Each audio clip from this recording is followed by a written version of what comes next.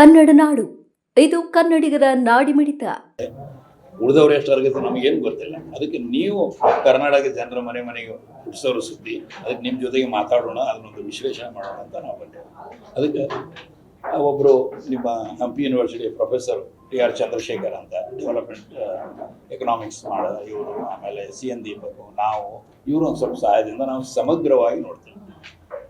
ಯಾಕಂದರೆ ನಾನು ಹಿಂದೆ ಮಾಡಿದ ಆಪರೇಷನ್ಸ್ ರಿಸರ್ಚ್ ಕೂಡ ನನಗೆ ಅನುಕೂಲ ಆಗ್ತದೆ. ನಾವು ಮೊದಲು 2023 ಇವರೇನು ಸುಪ್ರೀಂ ಕೋರ್ಟ್ದ ನ್ಯಾಯಾಧೀಶರನ್ನ ಮೇಲ್ವಿಚಾರಣಾಧಿಕಾರಿ ಅಂತ ಅಪಾಯಿಂಟ್ಮೆಂಟ್ ಮಾಡಿದ್ರು. ಯಾವಾಗ ಏಪ್ರಿಲ್ 21, 2022 ಮಾಡಿದ್ರು. ಅವರಿಗೆ ನಾವು ಒಂದು ಮೆಮೊರಾಂಡಮ್ ಕೊಟ್ಟಿದ್ದೇವೆ.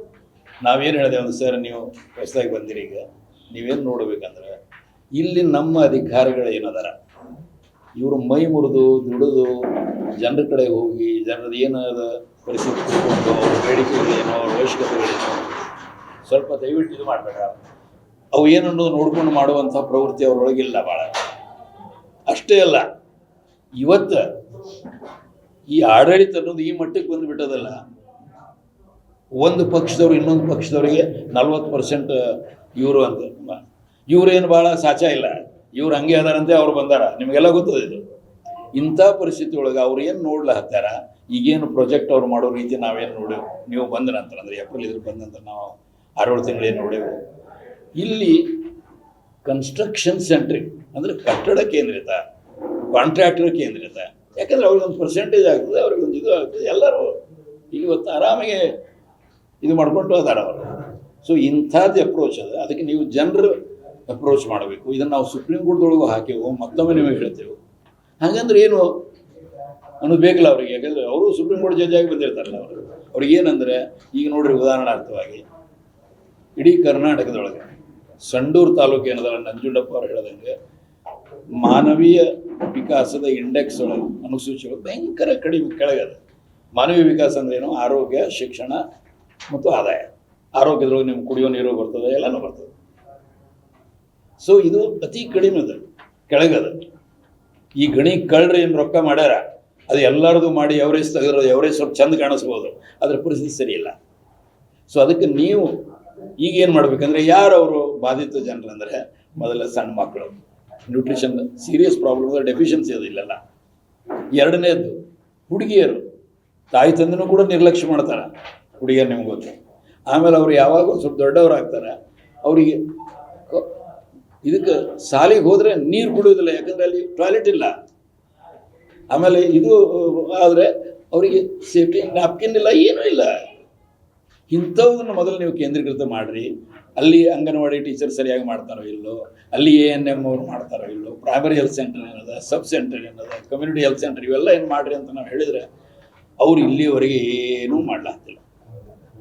ನಮ್ಮ ಅಭಿಪ್ರಾಯದೊಳಗೆ ಸುಪ್ರೀಂ ಕೋರ್ಟ್ದ ನ್ಯಾಯಾಧೀಶರು ಕೂಡ ಒಂದೇನು ಅಸರ್ಟ್ ಮಾಡಬೇಕು ನಿಷ್ಪಕ್ಷಪಾತದಿಂದ. ಯಾಕೆ ಅವ್ರನ್ನ ಮುಖ್ಯಸ್ಥರು? ಯಾಕಂದರೆ 10 ವರ್ಷ ಬ್ಯಾಟಲ್ ಮಾಡಿದೆವು ಅದಕ್ಕೆ, ಸರಳ ಹೋರಾಟಲ್ಲಿದ್ದೆವು.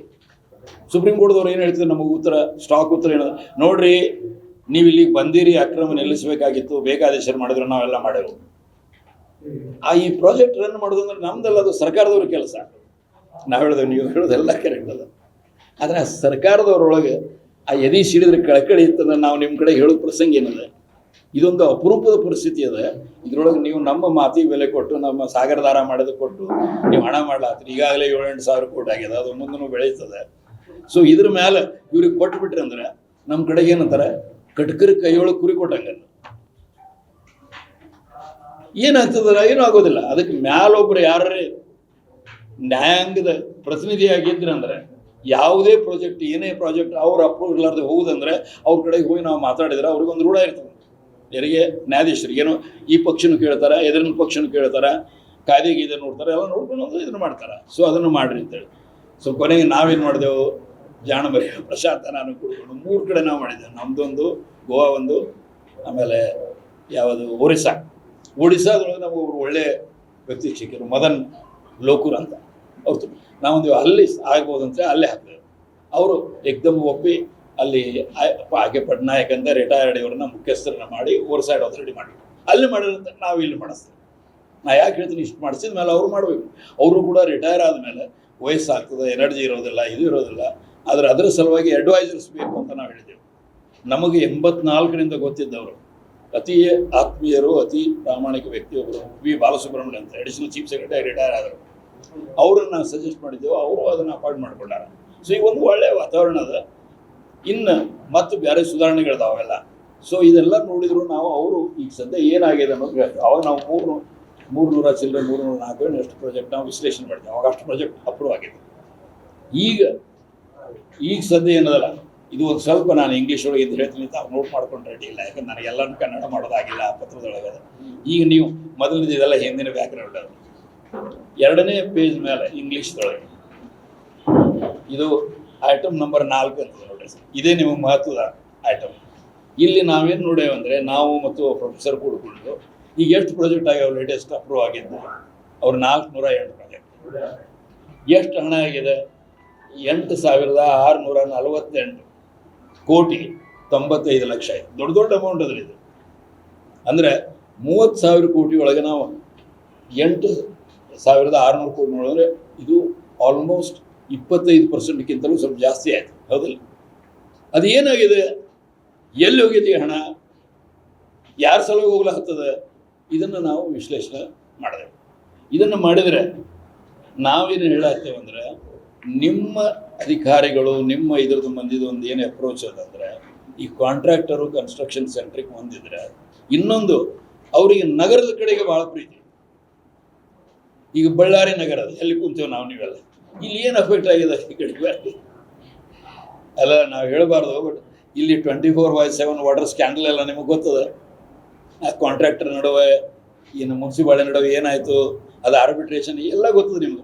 ಇಂಥ ಮಾಡಬಾರ್ದು ಹಗರಣ ಮಾಡಿದ ಮಂದೆಲ್ಲ ಬಂದೀಗ ಅವರು ಇಲ್ಲಿ ರೊಕ್ಕ ತಗೊಂಡಾರ. ಈಗ ನೀವು 4.1ಗೆ ಬರ್ರಿ, ಅದೇ ಪೇಜ್ ಒಳಗೆ 2ನೇ ಪೇಜ್ ಒಳಗೆ 4.1 ಅಂತ ನೋಡ್ರಿ ಸರ್.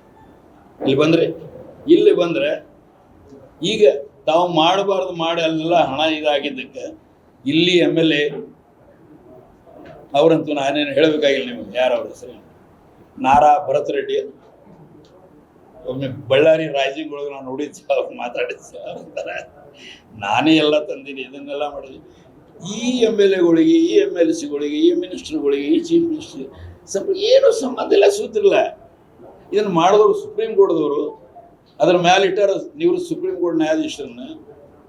ನಾವು ಹೇಳೋದು ನಿಮ್ಮ ಮುಖಾಂತರ ಅಷ್ಟೇ ಅಲ್ಲ, ಸುಪ್ರೀಂ ಕೋರ್ಟ್ ನ್ಯಾಯಾಧೀಶರು ಹೋಗಿ ಸಿದ್ದರಾಮಯ್ಯ ಅವ್ರಿಗೆ ಮಾತಾಡಿ ಬಂದರೆ. ಯಾಕಂದ್ರೆ ಸಿದ್ದರಾಮಯ್ಯ ಒಳಗೆ ಅವನು ಜಾಣ ಮರ್ಯಾದ ನೋಡ್ರಿ. ಅಲ್ಲಿ ಯಾರ ಎಜುಕೇಷನ್ದು ಬಿಸ್ನೆಸ್ ಮಾಡಿಟ್ಟ ಅದಲ್ಲ ಏನು ಸರ್, ದಾವಣಗೆರೆ ಶಾಮನೂರು ಶಿವಶಂಕರಪ್ಪನ ಮಗ ಅದ ಮಲ್ಲಿಕಾರ್ಜುನ, ಅವನು ಮೈನಿಂಗ್ ಮಿನಿಸ್ಟ್ರು.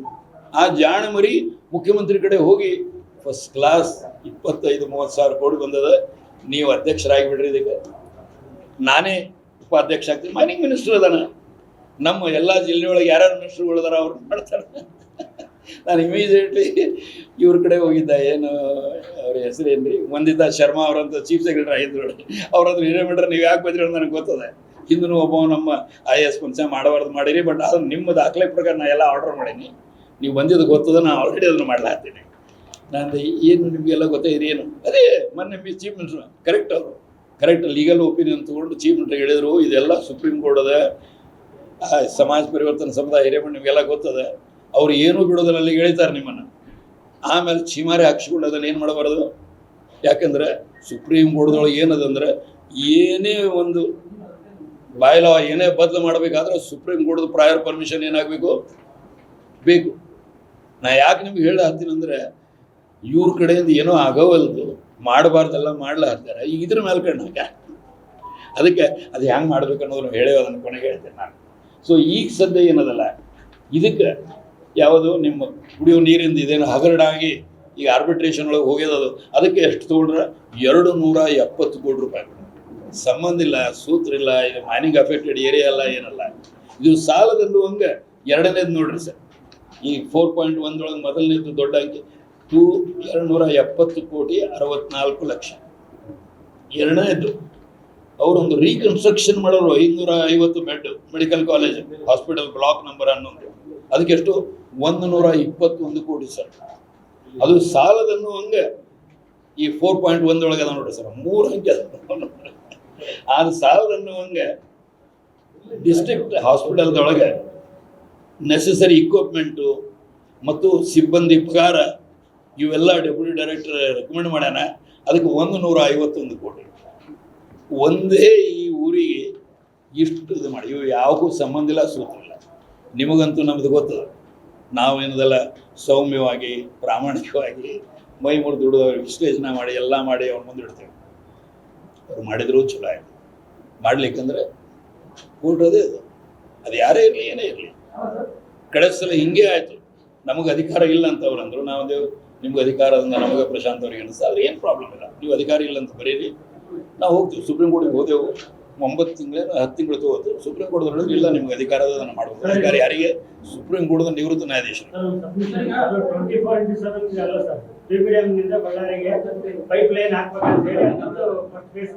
ಸರ್, ಅದ್ರದ್ದು ನೀವು ಇತಿಹಾಸ ತೆಗೀರಿ. ಹೋದ ಸಲ ನಾ ಬಂದೀನಿ, ಮುನ್ಸಿಪಾಲಿಟಿಗೆ ಹೋಗಿನಿ.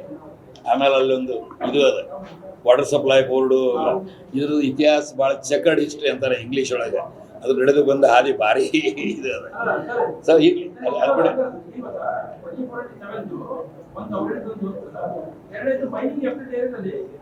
ನೀವಿನ್ನು ಕನ್ನಡ ನಾಡು ವಾಹಿನಿಯನ್ನು ಸಬ್ಸ್ಕ್ರೈಬ್ ಮಾಡಿಕೊಂಡಿಲ್ವಾ? ಈಗಲೇ ಸಬ್ಸ್ಕ್ರೈಬ್ ಮಾಡಿ, ಬೆಲ್ ಐಕಾನ್ ಅನ್ನು ಒತ್ತಿ ನೋಟಿಫಿಕೇಶನ್ಗಳನ್ನು ಪಡೆಯಿರಿ.